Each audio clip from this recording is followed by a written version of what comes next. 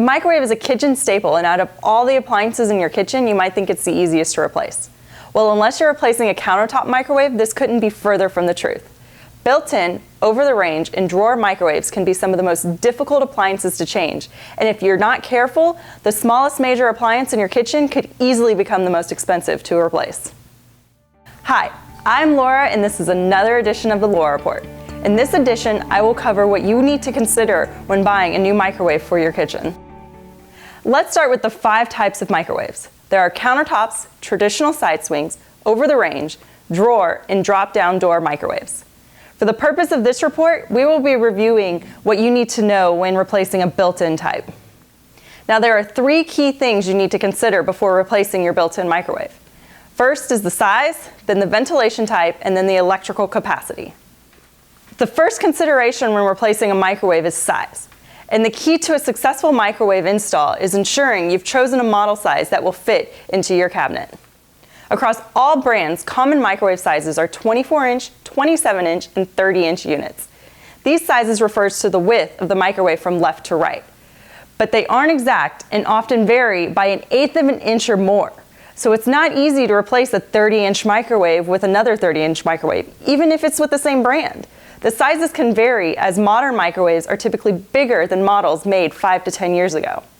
The most important measurement is the height and width of your existing microwave. For traditional side swing microwaves, this will include the trim kit, which is the frame surrounding your microwave.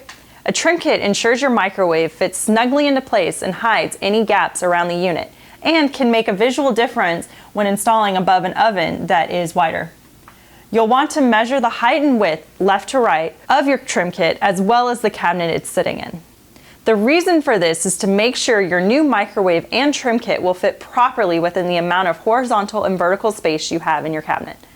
For example, if your current trim kit comes right up to the top of the cabinet and the new trim kit is an even 3/4 of an inch taller, you won't be able to open your cabinet doors above.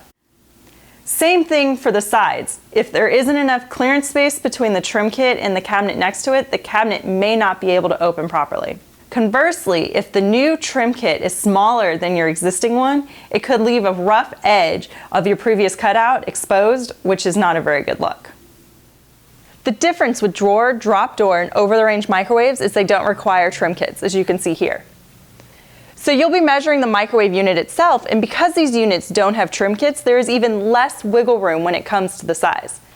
If your new microwave is smaller than the old model, you may consider getting what we call filler pieces, which can go on the sides or the top and bottom of the microwave. If not, you're going to have to replace your cabinets.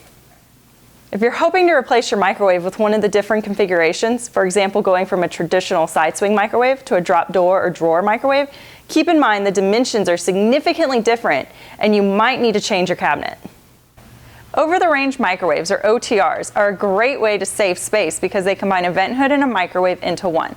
However, OTR microwaves are only made in 30-inch and 36-inch widths and therefore can only accommodate ranges and cooktops up to 36 inches wide.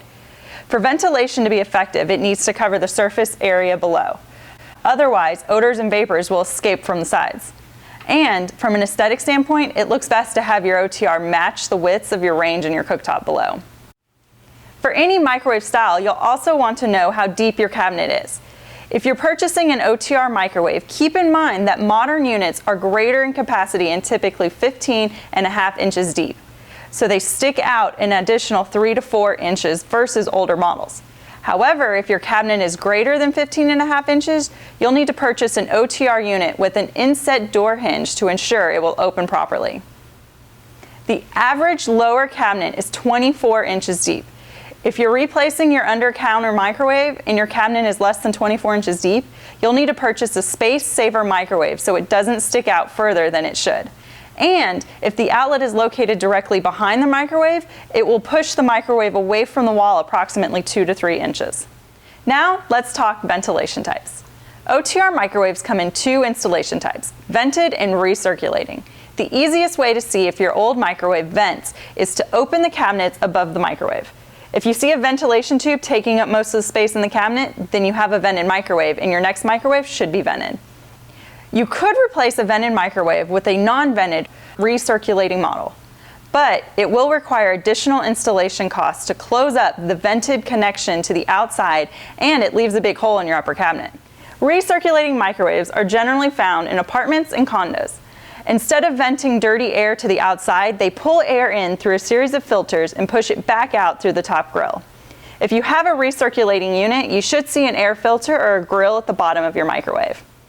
Now for electrical capacity. The standard electrical current in a US home is in the range of 110 to 120 volts.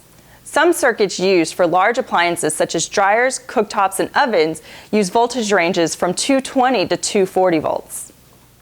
Microwaves can vary in voltage and amperage requirements depending on the technology it uses. The average microwave calls for 120 volts and about 15 amps.